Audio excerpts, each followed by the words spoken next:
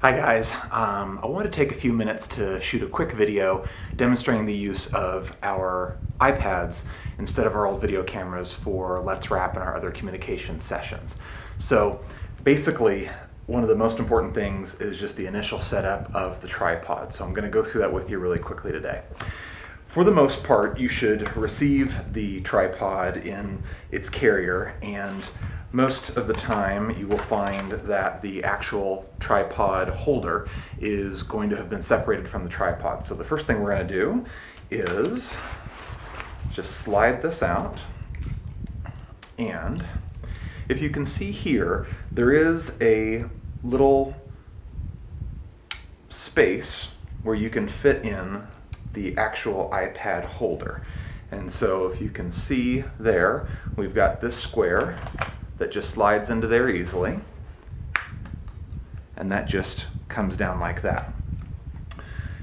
We want to have the flexible adjustable part of the iPad holder on the bottom so that it'll be that much easier to place the iPad in with just one person using really just two-handed technique. So again, you might find this is going to be separate. One of the most common things that we've found is that this nut back here tends to get loose. So if you find that things are moving around, or if you notice that when you take this out it's loose, just take it. It's got a little nut there that you can rotate clockwise to tighten down so that this is nice and tight. So if you notice that the things are wobbly, take this out and tighten that up. So again, we've got the iPad holder, we've got the tripod here. It should be put away in this position so that this face is coming out with the arm on top, with this control arm coming from the top as well. So basically, it's just been pushed forward, if you really think about it.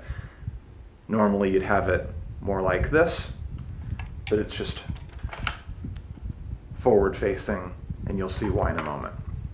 So basically, again, we pull that up, let that come down, adjustable part on the back, okay?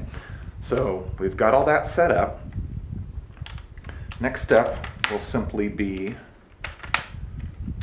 to let these come out. This is pretty straightforward.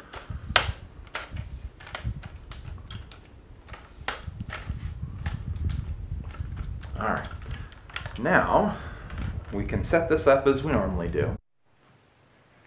I think you'll find that once you have the tripod set up in the right orientation, the rest is pretty simple.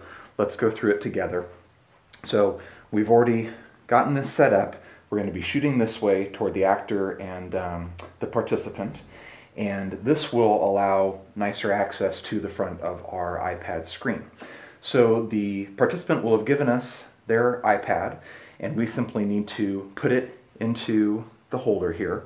The reason we wanted to have these on the bottom, you'll see now, you simply rest the bottom of the iPad right inside the little rubber legs there and push down. So just with a little bit of pressure, you place that down and let it come up to rest again right inside the lip of those legs. So we've got the 4 rubber legs holding it into place. So that's pretty straightforward for when we need to take it in and out as we switch different participants. We can turn the iPad on. We have full access to the screen. If you needed to put in the passcode, you can do so. If you come up with the home screen, you can simply click the camera button and you'll have the camera function come up. Most of the time, it will default to simply taking pictures, the photo button. You'll see right above that is the video label, and you simply drag that down. So that should just go down there. So now the word video is yellow, and you also notice that we have our red record on and record off buttons available to us. So at this point, it's pretty straightforward that we can just turn the recording on and off as we normally would, and when we're done shooting, take the iPad right back out for our participant to review.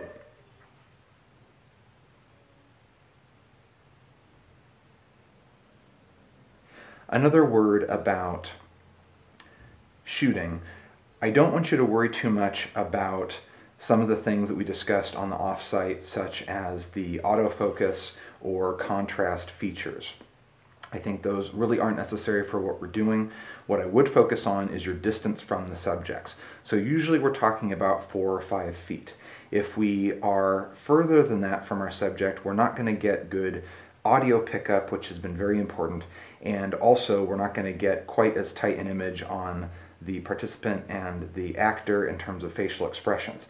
So you can easily look on the view screen how your image has been framed and make sure that the actor and the participant are sitting fairly close together so that you can get them both on the same image but be fairly tight in on them and get all their nonverbal stuff and their facial expressions. So I wouldn't worry otherwise about focus and contrast. It should be pretty straightforward shooting. And then of course once you're done, you can always click the image in the right lower hand corner, and that's how they will review their video, and I'm sure they'll all be very familiar with how to do that. So I think this should be very easy once you've practiced it a few times, and good luck.